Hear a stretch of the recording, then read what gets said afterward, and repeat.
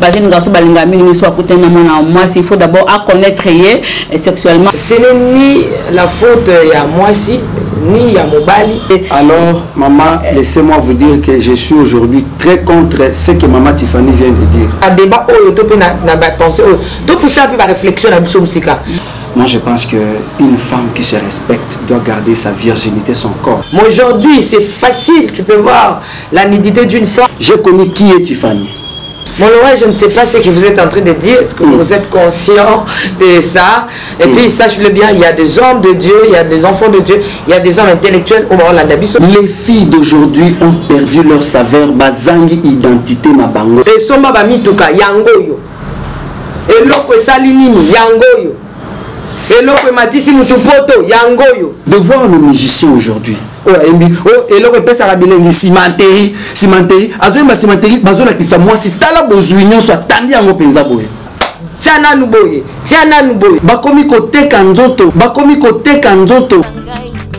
Abongwani pete, po awangana, zambe ya le nazarien, le nazarien, le nazarien.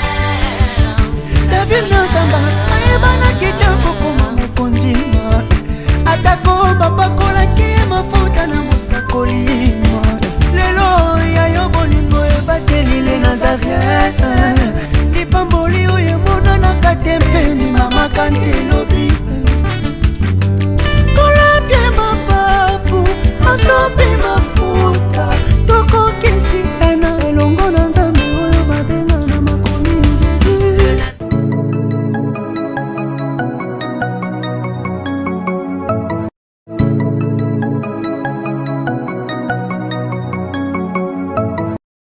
Naolia bakiti na ba mesa. Ah, atanya ukondoko. Namona yo. Nachayo na mwamba. Na minito na kata pena katikata saki ya fufu. Oui, alors est-ce que tu bonjour. Boni. Et l'autre côté, et puis qu'il y a mon bureau à travailler tes micros. Donc dès que tu as un galère na niveau 0. Tout ça là boy. Moi il naza mbongo vraiment mingité.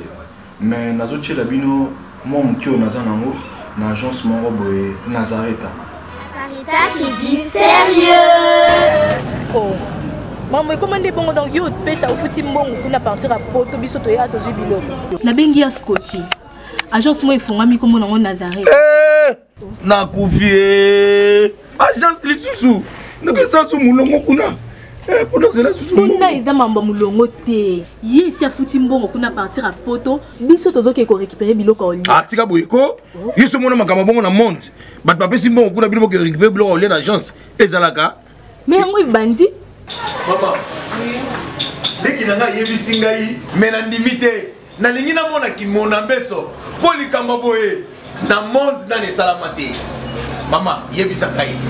Ba pesi mbongo kuna biso to récupérer biloko kolia awa. Ya solo boutique Nazareta, ezali boutique où ezali à distribution ya produits alimentaires. Ah! Na sali poto sunga bandeko oyo même ba oyo bazana na peu de ressources. Comme on a été bandeko bazana niveau à Kinshasa même avec un petit rien. Donc à partir à $10, $15. Donc si on a un bon côté, nous devons la poto ko sunga yo, a ozuka biloko kolia. Eh maman Nazareta nzamba pambola ya bakise mikole belé awa na sena mokili. Et bongo awa tozawa poto yeba adresse awa. La boutique Nazareta est ici à Kubungate, toza sur avenue Monkoto numéro 1, direction Elengesa. Face à face na église catholique Saint-Vincent. Ah, direction Elengesa, Monkoto numéro 1, à face à l'église catholique Saint-Vincent. Ah, Saint-Vincent d'école. Bon numéro de téléphone, vous avez monté déjà vous avez nango, vous avez 3 numéros pour Paris, vous avez un numéro pour la Suisse, vous avez un numéro pour la Suède. Ah! Non, non, non, non, non, non. Nazareta. Nous allons la Congo Sili. Julia, ngana kangisa kia fufu. Eh, ya modé, yo bandika na fufu. Oui, pour la Nazareta, dans un système en bimbi, dans Bongo Shingo. Bon, ok. Vous allez Silio. Sarita qui dit sérieux.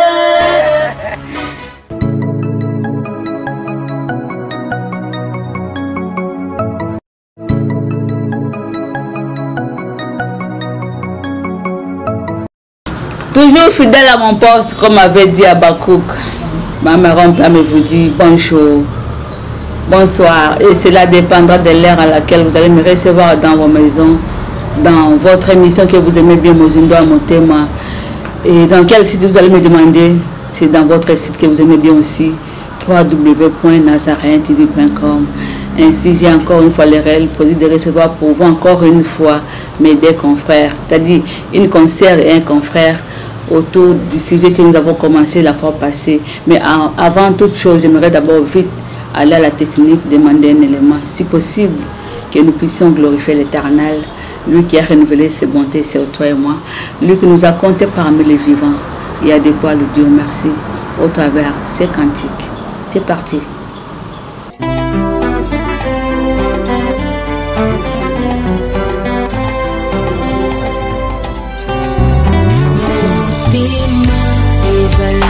Kasemoko bapesaka na moto yo mingi ngana nzima napesa na masiya wezali kitambo kati ya motema ezali ya moto ya oyo moto ekoki kopesa na bonzambe na yo na langwe bolingo na yo elobisinga oyo ozali mpo na ngai natali somo ya bato te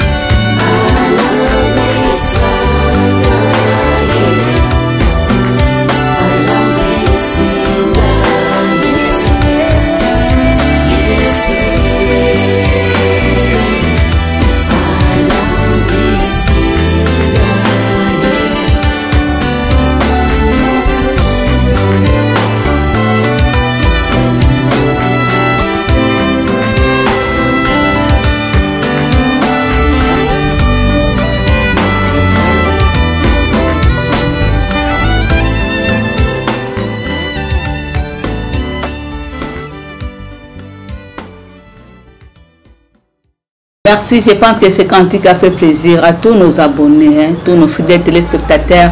Mais bien aimé, Sabino, beau savourer bilingue album de 0 à Héros. Au Kalamingi, le quoi hasard, mon aliboso, Kalamingi, t'as la mon ami balé place. Album Le Trône, et t'en as lambama, bilo kozana makusa. Wabino ndeko bolingaka mingi, wabino servante, wabino yaya, wabino lek, wabino nyonso. Maman Tiffany mo pazo bimisa sol bo mami balé.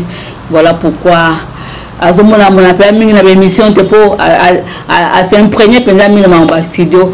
Voilà pourquoi on a posté soutien na bino spirituel au bon de la pon album Oyo et tout ça pena pour ça il y a soutien financier matériel pour être clip et seulement malin pour être son qualité et ça la peine kitoko mingi.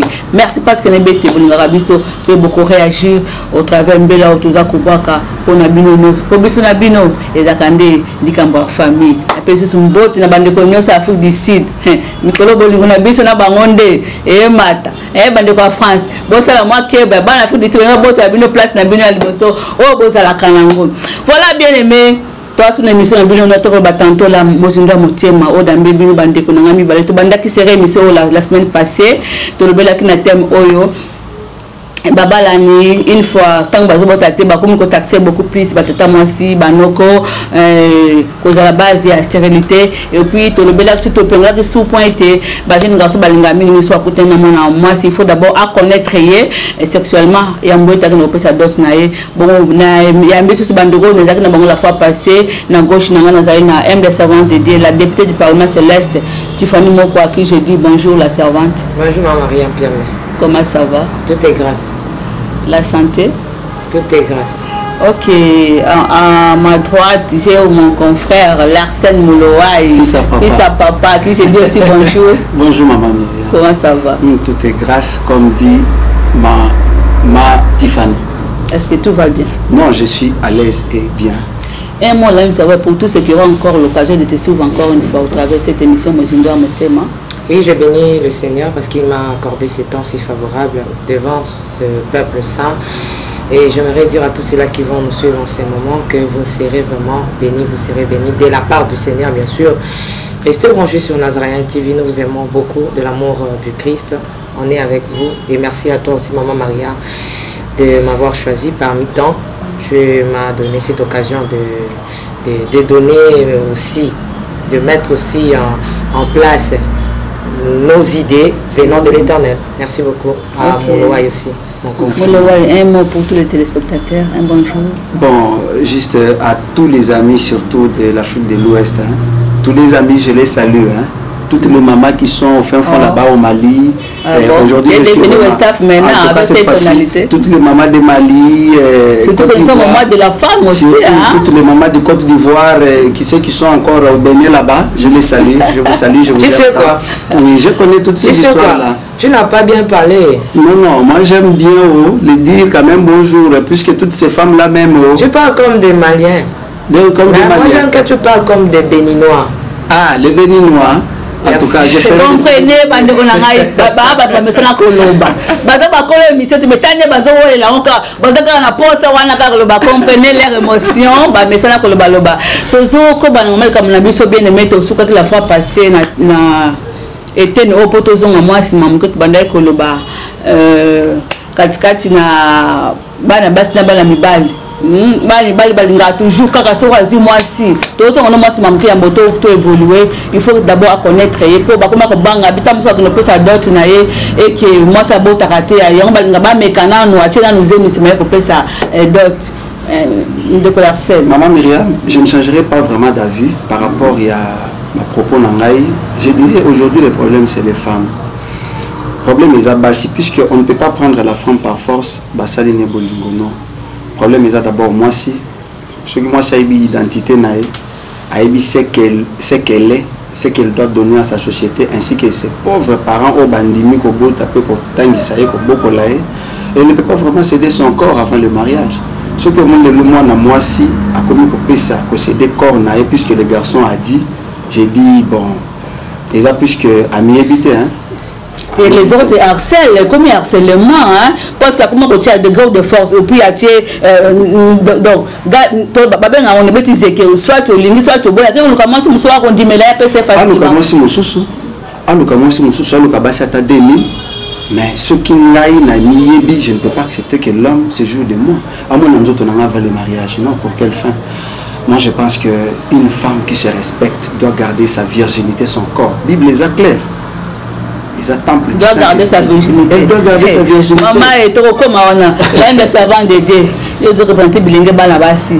Banabasi, Bazo, Ben, être faible. De se laisser emporter na bolingo. Une fois que tu as une langue mobile. Oh, le c'est le mobile que le ban. Yami pesi na bino le bal comme il passe tika kaka. Bachaka aze mintela mukuse kaka makamusu to otala sima. Et maman Tiffany Moko. Merci beaucoup pour épingler un peu ce que mon confrère vient de dire. Maman Mariam, je dis et je vais redire que ce n'est ni la faute à moi si, ni à Mobali, ni à qui que ce soit. Il ne faut pas limiter un peu ma réflexion. Il faut un peu pousser nos réflexions plus loin parce que nos grands-mères, 13 ans de solo. Comme ma mère, elle s'est mariée à 13 ans. 13 ans, oui. Vierge. Oui. Sur Hollande. Oui, elle était vierge. Elle était vierge. Oui. Tu me diras que cette femme-là, elle a une tête. Mais tout le monde est bien conjecture, il y a Mboka, ils ont qui bien. Conjecture, école, ils ont qui bien. Éducation, ils ont qui bien. Ils ont WhatsApp, le téléphone, il y a Android, tout ça. Tu vois un peu, sur le plan physique, sur le plan naturel, le monde évolue tellement vite. Les choses aussi, ça évolue tellement à vitesse accélérée. Aussi, sur le plan spirituel, il faut te dire que la Bible est sur la bangonga suka. La bangonga suka, la bangonga tu vois. À cette époque-là, pouvoir même cuisser à moi, c'était un peu difficile. Mais aujourd'hui, c'est facile. Tu peux voir la nudité d'une femme. Et d'ailleurs, c'est Wenze. Dans nos téléphones, même si tu veux ou pas, on t'envoie ça. Même ce matin, en venant, maman Tiffany. Oui, bien sûr. Mais ça, on a une image, on dirait, on a silike quand l'homme maison, il y a kakara. Maintenant, c'est le téléphone. Je me dis, mais qu'est-ce qui se passe? Image en mouton, bazo tinda, ça, sur une basi, et belé, on a, azo ça, va tourner à basi. Bazo tinda la biso. Même si tu es fait, je me dis, mais c'est quoi ça?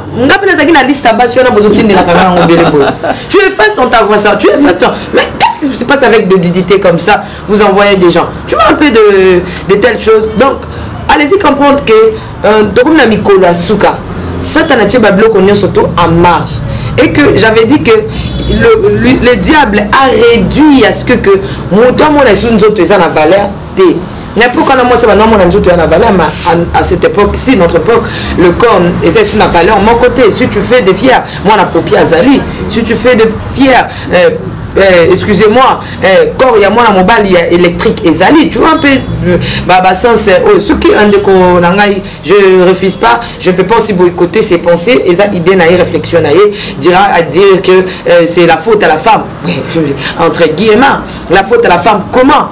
Avec la manière dont la société nos parents n'ont plus de travail.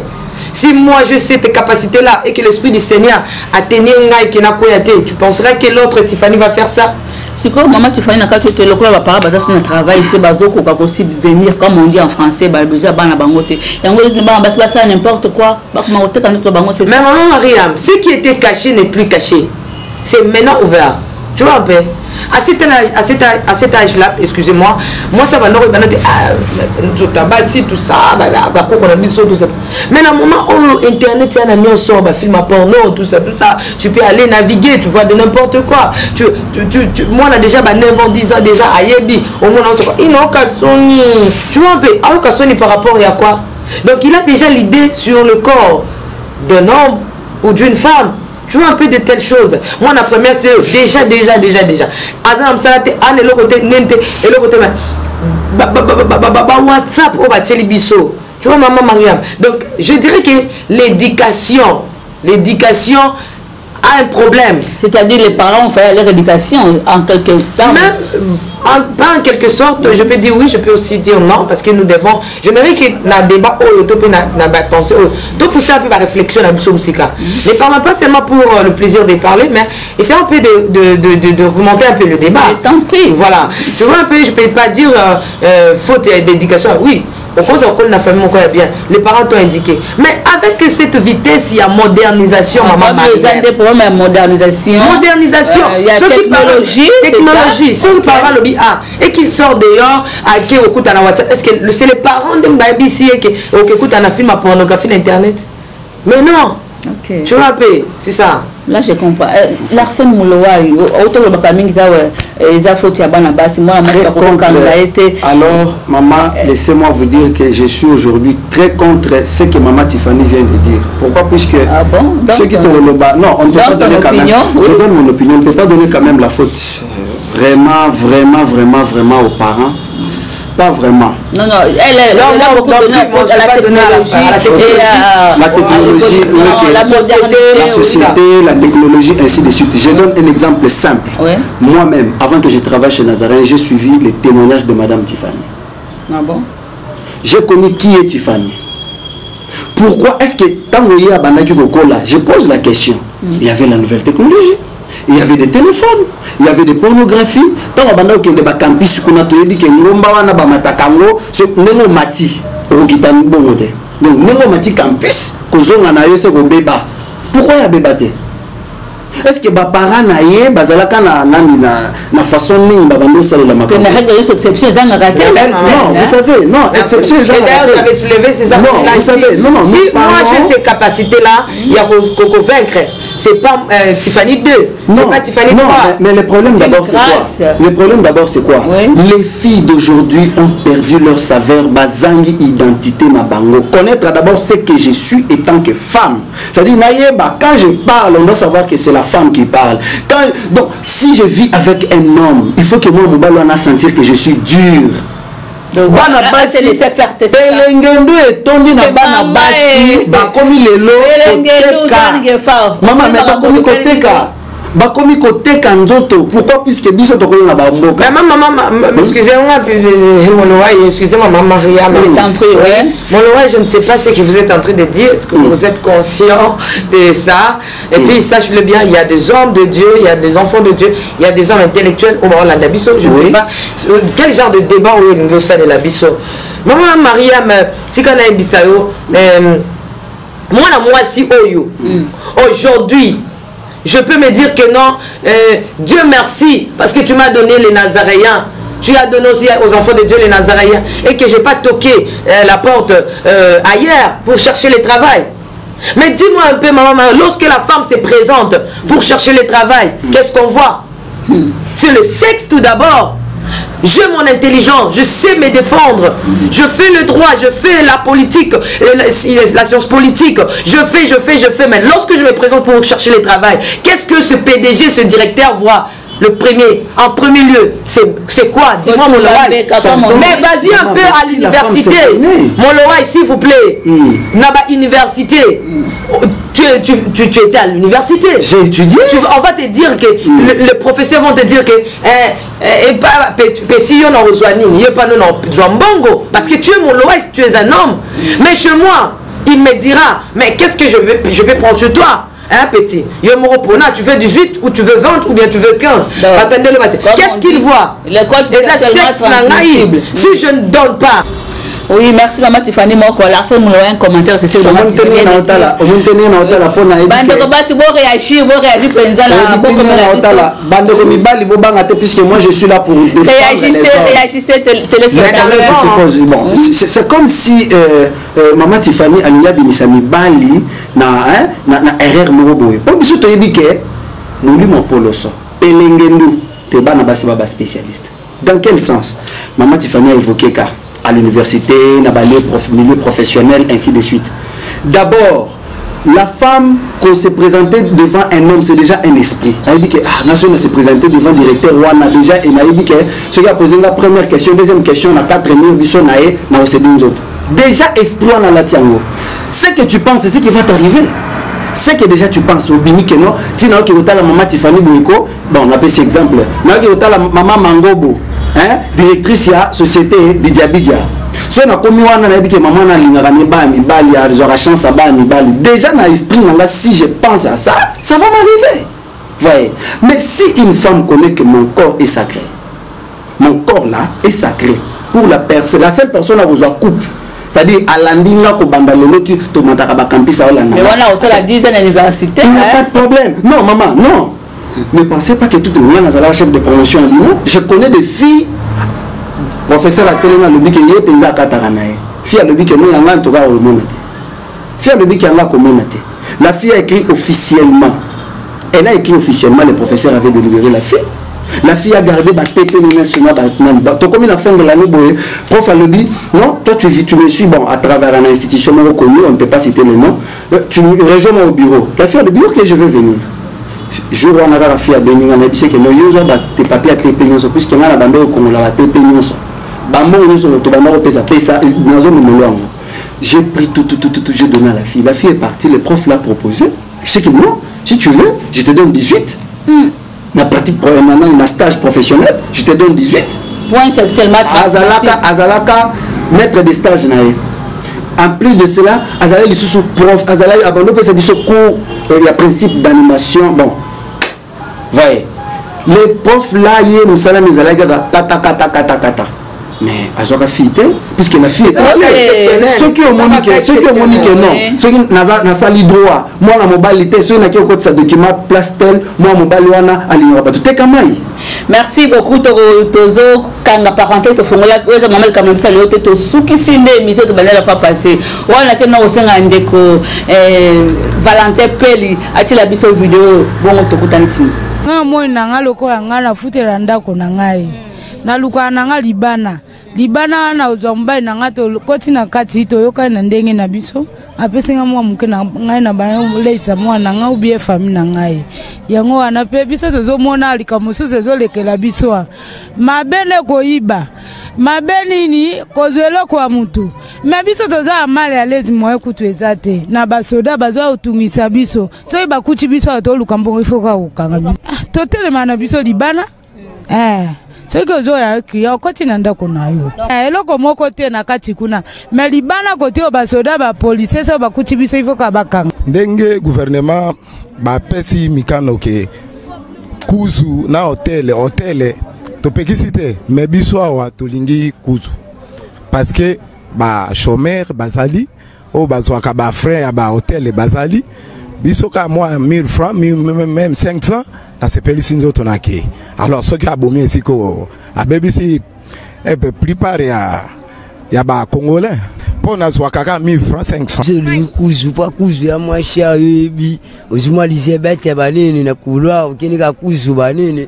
Mamonga mukia banene refadi. Hotel ebi mamonga bele biso to sala te to ba chômeur. Elisabeth ya moi sandumba.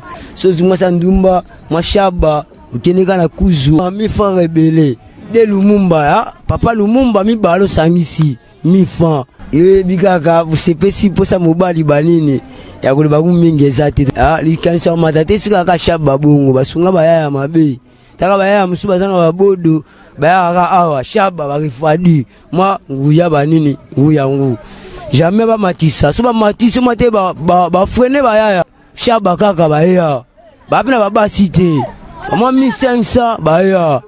Rampant, le bananga sukara ya ngwana ba matisa te batika ka 1000 francs. Baka Juma esunga biso. Nana moi 1000 francs, taka mikolo to komika likamke, ozi moi moke o violé. Na yana ngana paka Juma, na luki moi ser moboe, na finele maton, na subi na nga na leki. Siko sebo pandi paka Juma. Na ken hotel boy $25. Moi si na pesié 10 000. Na paka Juma c'est na $25. Na rosa sata basi milongo. Na beti 1000 francs baleki. Na beti 1000 francs baleki. Siko so bobo misko paka Juma sko to vivre ndeni. O make bino botinda ka pepe violer. So npe na zipe mwana muke. O na violer to bona biso mama viol.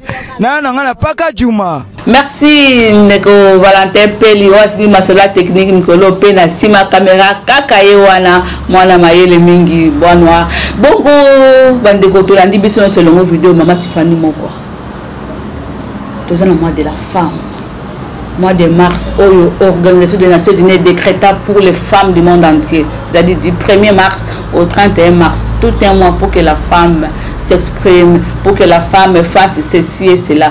Mais pour que la femme s'exprime, un modèle de l'andiwana, d'autres mots, c'est comme marchandise de maman, quoi. Un commentaire sur la vie. Mais maman Mariam, je ne sais pas comment on peut dire, comment on peut expliquer, comment on peut parler. National Lobby, hein? La société a un problème. La société a un problème. Et nous les Africains, on a une manière de biso, on a un biso là, que nous autres, moi, c'est ça sacré. Alors, mindele, que le corps c'est le corps, hein. Le corps c'est rien. Et dis-moi un peu la société Oyo. Si on peut parler des Américains, de blancs, laisser leur corps comme ça, montrer leur nudité, c'est bon, c'est leur culture. Mais parlez un peu de notre pays. Parlez un peu de notre continent, l'Afrique, que j'aime beaucoup. Parlez un peu de notre peau, que j'aime beaucoup. Qu'est-ce que tu me diras lorsque l'artiste chante? Hein? Et Somba Bamituka, Yangoyo. Et Loko Salinini, Yangoyo. Et Loko Matisi Mutupoto, Yangoyo. Non, le baki musique. La soka le ba loko mais musique. Mais azobi na nini? Azobi na yango ndenge nini? Ozoka ya zomba. Tiana nuboye. Tiana nuboye. Il montre quoi? Le sexe. Déjà mutebi c'est que eloko matisi batu ba vieux yango. Ah, c'est que le sexe, ceux qui na tiango na vente et koki konesanga. Il y a des représentants, il y a des gens capables au bâti na ba place wana, au bazoka ba musique wana, bazali ko censurer yango te. Owebi sabi sonini. Ba clip le sel maka likolo mbetu. Okoyebi sabi soni même moi la muke azomona ba de likolo mbetu bala la kate, basa la karaboy. Tu peux nous dire quoi? Et l'homme a s'adapté à mine loko oyo azomona omona maman Maria tango yo bandaki na les Nazaréens ba écriture ni na zuite. Eh Mama Tiffany, Mama ngaloba ka bongo kama malembe bongo Mama ngazamuta na lingala ne otenga nazo ba message yo témoin. Eh Mama nazomona netaza bakota munginya. Tu vois un peu? Mais aujourd'hui, ma texture comment est? Maman ya biso na Londres tolela yo. Parce que ils ont consommé beaucoup plus Maman Maria, ils ont aimé. Et c'est la même chose lorsqu'on regarde le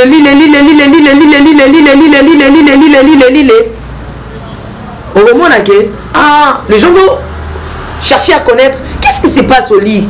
Et donc somi mituka yango na mekano nso na soma mutuka yango mona ba jeune fille bazu ba sida RAV 4 o yaki awa bazo pesa ba jeune fille aujourd'hui tout na ba fille na soma tata ba RAV 4 bazapi keno kama ona ba mama momo na bango na ba sida ba comment vendre la peau. Donc notre pays ils ont la facilité à recoudre de n'importe quoi et la population embrasse et ça la ba dégâts je na ki ma mingi na oki wana moi marchandise aza marchandise azo ça c'est négocié aussi asomba moi place na ye azo moi place na ye pour que mobali soka ye te bango ba tele baba so benga mibali ça la dit bien kasi mon place ne so benga mobali ba koti ba négocier 1500 francs ba koti my god 1000 francs. Seigneur je te dis merci parce que opesinga ba parents ba maman oh atana zangi ya ebele na biki maman beto lingate na zanga moi 500 francs. Maman Maria un peu non plus. Ça fait pitié lorsque je vois de telles choses. Je ne dis pas que ce sont des hommes. Non, ce n'est pas mon débat. De la femme. C'est pas mon débat vraiment mon frère Moulouaï. Excusez-moi, je ne dis pas que ce sont les hommes à ce point-là. Je dirais que c'est notre société. c'est notre... Où sont les dirigeants de ces pays? Où sont les gens? Où sont les femmes qui sont élevées dans ces pays en dignité? Où est le ministère du genre et famille? Le ministre du genre et famille. La maman là, elle est où? Voir ces choses, pas Kadjouma. Regardez un peu ces genres de choses. Est-ce que Bissola Autoros en a fierté? Ce que n'a l'équipe n'a dit là pas Kadjouma n'a pas Kenanga. Moi n'a pas que maman pas Kadjouma. Tu vois un peu, la femme est devenue ridicule. Ce n'est pas les hommes, mais c'est la société. Franchement, merci maman Tiffany Morande de la scène moral tous en amour de la femme. Comment on a billi on évite sali on dengeni. Et ça n'a pas chez moi na simbi le bon na litama. Puisque à comment on a biloko ambindo, biloko anyale ankele. Ce qui se passe dans notre pays, ce n'est pas possible. Et moi, si on peut animer que la télévision, que Simba, donc à Simba micro à Oloba. Ah bon, on va l'accepter le ministre, on va l'accepter. Et ça n'a pas si. Nous avons favorisé ma ramounion sur Ngai n'a pas changé position dans la tête. Si vraiment la femme avait connu vraiment ce qu'elle est pour la société, on ne pouvait pas voir de telles choses. Maman, tout traité par la parade du matin. Aujourd'hui, pas du Messie, si la plupart du Mekenda sang. C'est partout maintenant. Mais là, tu tombes à ma sola, pas du Mabatonio, sur le monde, maman, tout ce qui a fait les États-Unis, a bien marre, Congo, Tatika, la comata, maïbi paradjum. Pour Baïmba, Rotina Banzem, c'est moi, bilingue, ceux qui a paradjum. Aujourd'hui, ce n'est pas seulement là-bas, Bimana Kabamba. Maman, à 18h, Bimana Boulevard, Kenen à Bon Marché, Kenen à Victoire. Vous trouverez des femmes nues. Une maman, vous trouvez, maman Myriam, vous en avez, hein? Ba maman plus âgée que yo, ba maman ba 55 ans, mais au moins pas connu ba couleur à tiki bilamba talanzoto. Alors les cabana mike, ba biso au moins donc voilà ozon à nos classes ko, maman ko bengo na muto. On a déjà non, je suis animateur culturel de formation. On a ça là. Ah ça le bon. Tu connais la Bible. Pour ça na finga na nobani. Mais bon, ça on prend la place, c'est bazar c'est babi misal les ate ba maman ateka mai. Ateka maman Myriam, ateka mai ceux qui te bien au monde ba maman maman okukuta il y a des femmes azana moi 10 000 francs na ye akoti na zamba. Asombi ba plastique ou ba plastica. J'ai vu, moi j'ai toujours encouragé de telles activités. Asombi ba Colgate ne ba boîte wana. Oteka Colgate yango ba Pepsodent et banane ba brosse à dents. Azoteka le fils qui soit au moins lipa ya kolia ke côté kanzoto. Mais ce qui se passe ici aujourd'hui dans notre pays, ils a passé. Et aussi, la femme a donné l'accès. Je vais paraphraser l'idée maman Tiffany, tu copies ça. De voir nos musiciens aujourd'hui. Et le repère ça bilingue cimenterie, cimenterie, bazola qui sa moi si tala besoin soit tandi en penza boy. Et commission à censure, déjà il y a la commission à censure déjà. Et si laisser bango. On est maman, il y a dit ça que c'est service à censure, baba keli déjà mon directeur libanga. Oh directeur Bidjabidja. Voyez, baba keli déjà libanga. À côté déjà dans le mouvement. Oh, les premiers citoyens de la ville, il y a Atabakutuba. Ils n'ont même pas le temps. Mais vous trouvez un homme responsable comme ça. Il accepte et ça passe et la femme perd sa saveur. Le problème dans notre pays est que nous devons recadrer les choses. Mais nous ne pouvons pas recadrer. Bisobino bamana bisobino makambote. Bisobino makambote kanzotote. Bisobino ko souffrir de voir ba maman 55 ans wana. Na bana na bango mona ke baza tout un bataillon. Maman za na paka Juma. Ye mo sala déjà musala. Bana na batanga classe T. Atini ba misusu na Bongolo kuna. Atini ba misusu baza na Victoire. Ba misusu ba de part et d'autre. Ni ba hote kanzo. On a pauvre basali. Et aussi maman chose grave, je vous dis, ce qui se passe aujourd'hui, que mboke baby. Oyebi ba mama wana ce qu'ils font.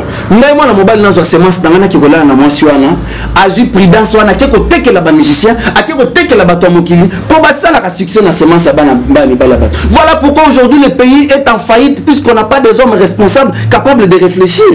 Basi bateki ba semence na bango likolo 500 francs puisque na okipo sans auto. Na ke vers ba mama na lali na ye azu prudence na yo wana prudence na semence na kati atekeli musicien. Vraiment, le débat est tellement vaste, c'est tellement mon live, vraiment, tous ceux qui ont malé, mais n'a pas chuté. Maman Tiffany Moko. Là, quand on dit Moko, Kobele, la télévision, dans un côté, Bana Bass, Baling, beaucoup plus facilité. Le côté, ça, Bango Bongo, Balingi facilité, Sopeka, Tombelanga, Pesangai, Kabelanga. Qu'est-ce que tu peux dire par là? Même le désir de la femme va se reposer. et pas mobali mobile façon de la moi si mais ils a mobile anan oh ya yo wa bali yo mais aujourd'hui bande ko na biso bakenda ki poto liboso baye na culture à poto so ba wuti kuna bakiti na njila ba l'exception bazo la biso ba biloko et fungola ba aujourd'hui ba fille sur la kimba comme kitoko maman Maria fille ma bena kina za lisute des akina kino fille on dia wuti mboka te ba lava baza so composé ça uti no mikili do bachelo pe ali baya pe mama soko ya po tozala na ngola ozala na poto zaka na Amerika oya picha saka la live so ba fille akini ba lava muta mabaza ka shooter la kini donc ozo tala mutu tu miso c'est fouami. Tu vois un peu, je m'aimerais un peu paraphraser un peu ce que mon confrère Moulouaï a dit. Maman Mariam, bâtir la biso discipline, ba dirigeant oyo bâtir na bango na bisika wana. Soki barolia, balia, mais ba samsala. Pour te relever suni, balia na bango. Mais si barolia balia ba samsala. Ba ko ta discipline. Paix à son âme, le président Laurent Kabila, Laurent Désiré Kabila. Ayaki awa to mona ki ba recevoir ba ndako yembela. Ba yembela bimisi sima kuna zando. Et lorsqu'il est venu, il a dit bon quand on a kati ami tout kabo bima lisusu libanda te. Soko bimi film, to mona ki ba teki film. Ba recevoir ne sort. Ba côté na kati. Toi tu crois vraiment sur l'été na biso était l'ennemi. Et telemi biloko ba bi ke to boite ki ndumbe ko ozala. Mais bon na place na bino ba vitrine to kana ba poto kuna. Bon na place na bino mo soko lingi kende komisa kombo tout ça ba c'est une place na bino très propre. Primo ko eza fixé. O bozala kawana même atana ta ya Bible ba ndumba bazalaki. Yango zo mona azwa ki nzete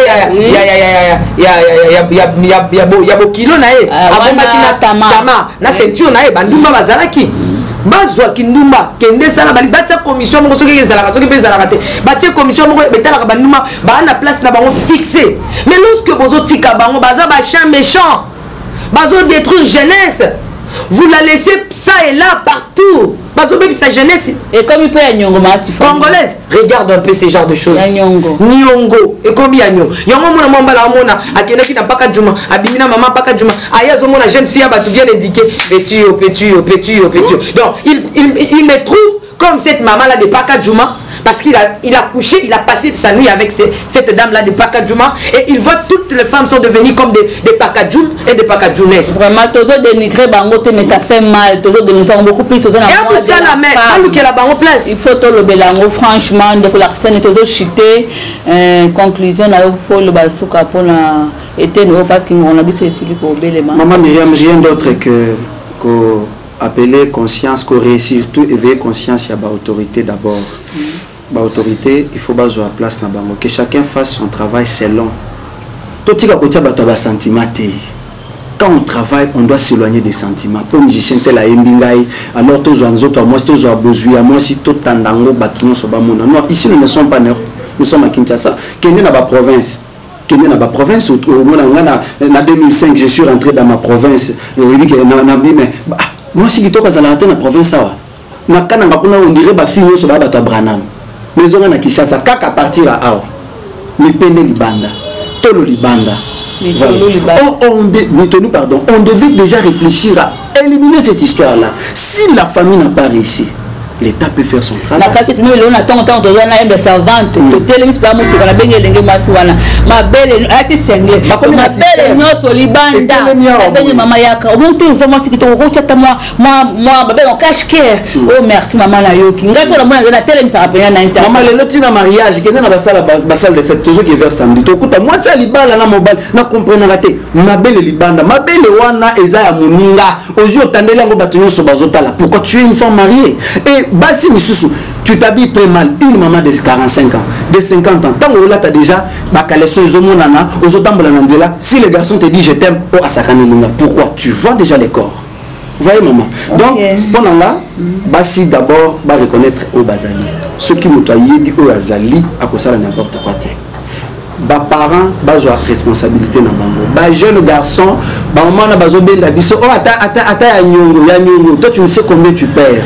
Nous disons que la jeunesse est à venir à lobby Congo ya lobby et kotonga na biso c'est le moment de nous réveiller pour lutter contre l'anti-valeur afin que nous réussissions. Sinon, nous allons au boulot. Merci beaucoup, l'un savant de Dieu, un mot de la fin pour aujourd'hui, parce que c'est toute une série. La deuxième partie, émission. Merci, Mme Mariam. J'aime beaucoup les femmes. J'aime beaucoup les femmes parce que je suis aussi une femme. En tout cas, maman, tout me fait sa valeur. Et puis, maman, même dans l'église. Vous savez, dans jeune sœur, dans l'église, il y a des femmes qui ont Yesu Masia. C'est l'évangélisation. Mais balabala. Bon, c'est un rabambon boton qui s'appelle l'église. Mais l'église a solo Yesu Masia, ils ont banjot la biso. Alors, ils ont biso, moi, c'est dans l'église. Ma pasteur a organisé un événement. Mon beau qui t'a na bapaka du man. Ma place, il y a mis place et belé. Bon qui t'a beau qui était à l'Iloba. Par la grâce de Dieu, na mon qui on zamba pesara. Au monde le maman to telemi si fille wana to teye. Mais ce que ma coquille zali pena bo kiti wana, bo pesta ba maman na ba monga oteka. Zoa teka bo bandi osala d'évangélisation wana. Nzamba ozolo kumo. Tu vois un peu ba maman to se to prendre conscience. Moi si à ton école, mon maman Maria, n'habite ceux qui n'a pas pendant 1 minute. Oui, je t'en prie. Ozamotoya mingiye, moi si, ozana valeur, yebete ozana tina mingiye, maman, ozana valeur, maman, pétang ozako vivre. Moto te a minimisé yo, posa moto yande partout. Na bekole na bopito, ba société beglise moi, sinde azana moto ya moi si pe azana valeur, moi si pe azana tina ata babu yo sala, mama nanga kolela kate, oza moto ya mingi moi si ata babu yo teya. Tunangana yebisayo oza motu yande partout nandako mwasi nde asunga mobali mwasi pe abokola bana nandako mwasi pe abongisa ndako sa mwasi mobali yakoka nyonso te. Merci maman Tani Mokwa. Bakisi pe na défendre pe mibali. Merci au clôture qui maman Maria. Dem oyo vraiment le nyonso. Place yo mukie kokolo ba suis sebele. Bakisa. Na libuma mama esika nzamba fandaki. Na libuma mwasi bisika nzamba salaka milimo Moïse yaki na nzela ya mwasi. Ata mokonzi Yesu ayaki na mwasi. Ata ba président bayaka na nantila mwasi mama yeba valeur na yo. Amen, amen. Vraiment tout tourne autour de la femme. Comme j'ai toujours dit, la femme c'est une force. La femme c'est elle la médecin de la maison. C'est elle la policière. C'est elle la préfet de discipline. C'est elle la roulade. C'est elle le médecin. C'est elle. Maman, tu as de la valeur aux yeux de l'Éternel. Et ton corps est très, très précieux. Pour les lots, pour ceux qui ont tokuta sina numéro na biso ya misato kaka na série auto bandaki ya mozindo motema on a joué baba collègue na ngami bale mama Tiffany moko ende ko l'accent molowa tokuta nso très très prochainement mais pour les lots tout ceux qui ont comme la biso na numéro affiché na ba écran na bino et on fait bye les amis. Ciao. Abongwani pete po awangana Nzambe ya le Nazarien, le Nazarien, le Nazarien.